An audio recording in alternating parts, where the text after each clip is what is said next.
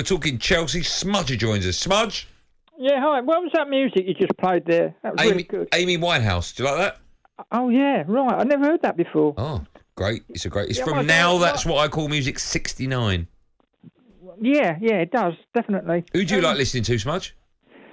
A lot of soul stuff. I must admit, I like Simply Red. I know they're Man United, but I do like Simply Red. Okay. What's your favourite Simply Red song? Fairground. Stars.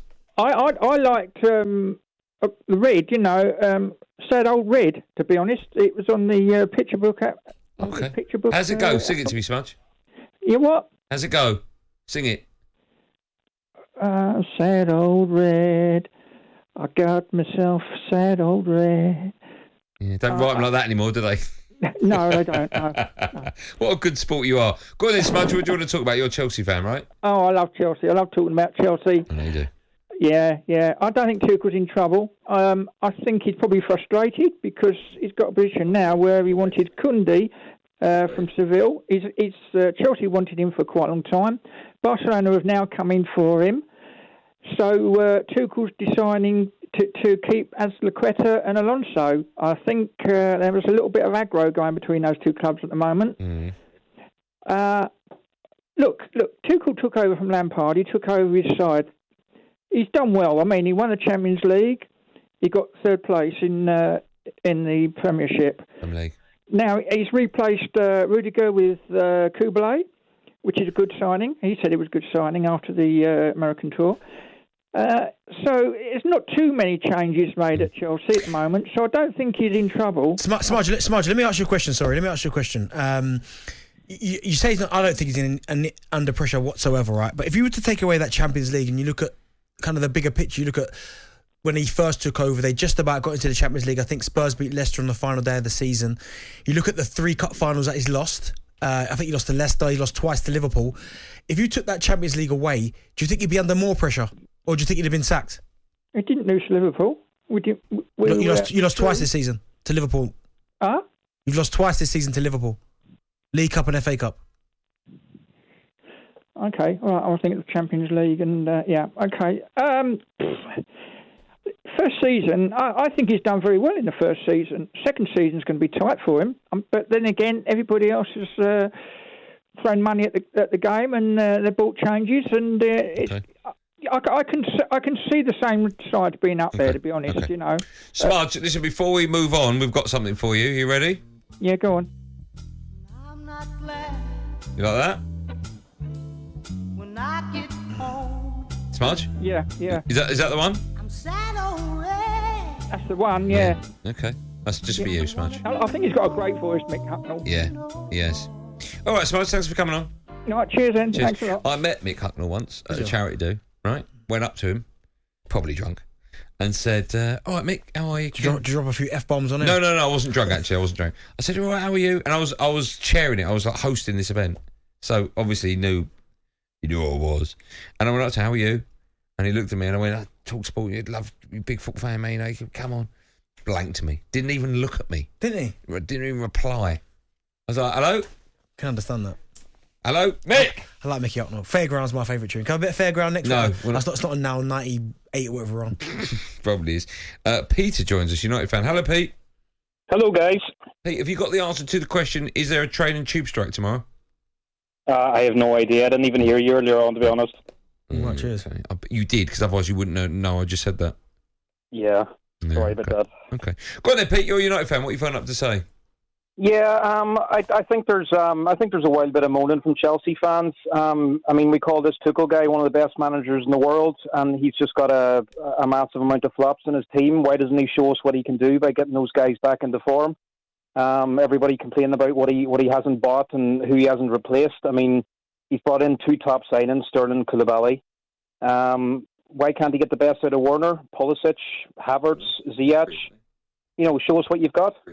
I think it's being blown out of proportion, really, this pre-season form. I mean, it's impossible to simulate Premier League football with a tour to America or Australia while you've got jet lag. It just, to me, pre-season means nothing. It's getting people's fitness up, and that's pretty much it.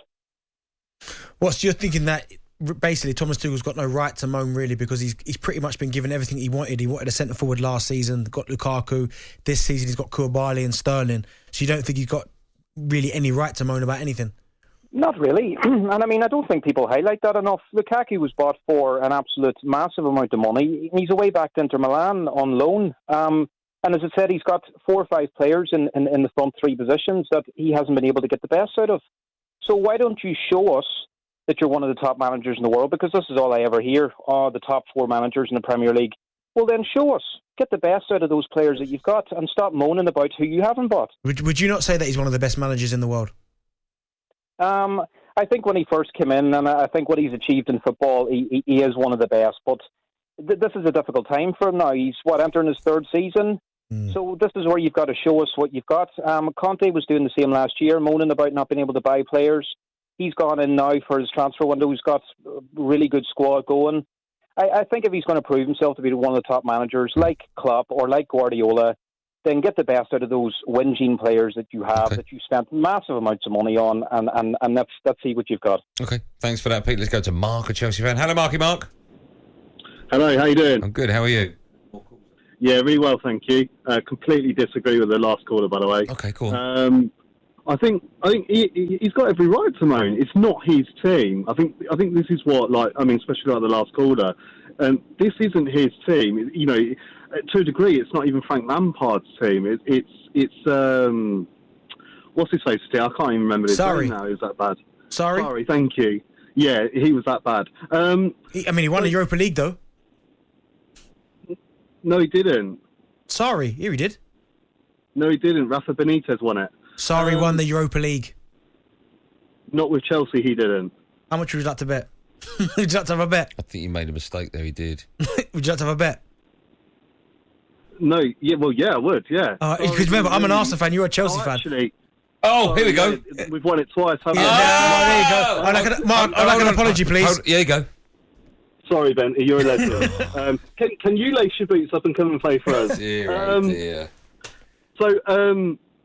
But yeah, I think he's got every right to moan. It's not his team. We've lost by far the best defender of last season in the Premier League with Antonio Rudiger, and I'm happy to. Hold on.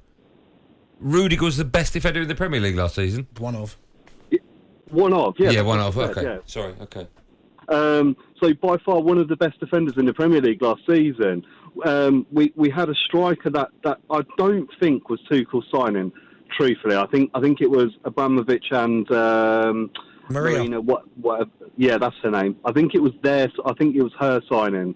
I don't think it was his signing, and I think that's a large portion of the problem with Chelsea. Whilst we've had great successes over the last 10 years, where we've won, as you quite rightly pointed out there, two Europa Leagues, two Champions Leagues.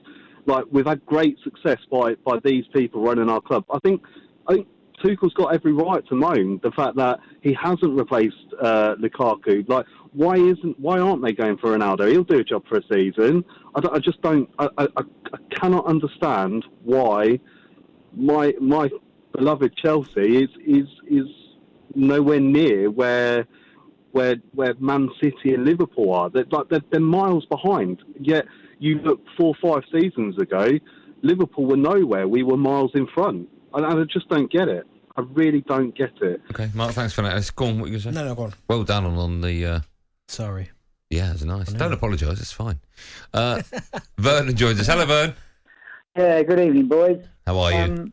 I'm all right, not too bad, thank you very much. Nice to hear you both. And nice to hear you as well. What would you like to say, Vern? I read a very interesting article the other day, actually.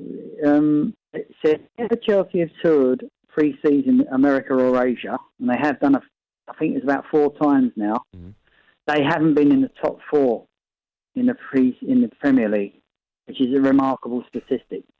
Now, when they've stayed at home or toured around Europe, they've either won the Premier League or been in the top 3.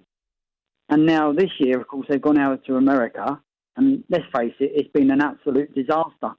And I read another article where Tuchel said that he thinks it's been one of the most draining pre-seasons of his whole career, not just at Chelsea, because they've had They've had 3 major training grounds, and America's a hell of a big place. They've had 2 major upheavals with moving everything about on long flights. And he said the humidity has been absolutely draining. So the players have been training with humidity and also the movement and the upheaval. So it's just been an utter disaster. On top of that, the upheaval of the administration change, with Roman going and Mourinho and everybody else and Buck, who have been there, for God knows how many years. And I think the whole thing is like one big, happy, bad mess at the moment. Unhappy, bad mess. And I think that Chelsea will do very, very well, I think, to creep into the top 4. And I would take that right this minute. If you said, will we creep into top 4 on goal difference? I'll say, yeah, I'll snap your hand off, because I honestly think this year we're in an unholy mess. And I think Tuchel is a bit of a flapper. Whenever I've seen him at Dortmund and PSG, when things start going slightly wrong, he's what I call a flapper. He starts flapping his hands about. He loses the plot. He falls out of everybody at the club, including the players, by the way, sometimes. He'll throw them under the bus, and I don't think that's the way to go. I think Tuchel's great when things are cruising along nicely. Okay. And I think last year he had a bit of a free ride because he won the Champions League in 4 months of going to go, which was remarkable effort. Yeah. And I honestly think he was a bit unlucky not to win one of the cups last year. Both 0-0 with Liverpool and both lost on penalties. That could have gone either way, both of them. But I think he's a good coach. I think he's one of those people, Andy, that has to have things his own way a lot. He's a German, and they're very sort of Teutonic, aren't they? Do you know what? I do like Thomas Tuchel, right, Van? I do like Thanks, him. man. But as I said, I just wonder if would he be under more pressure, or would he still be there if he hadn't won the Champions League? I know he's won I think it's the Super Cup or Club World Cup Championship, but losing the 3 finals, the way they've ended, certainly last season and the season before. I'm still a big fan of Thomas Tuchel, and I think if he was to become available, there'd be no list to take us. That surprised me, actually, that and a few other calls from Chelsea fans talking about the manager like that.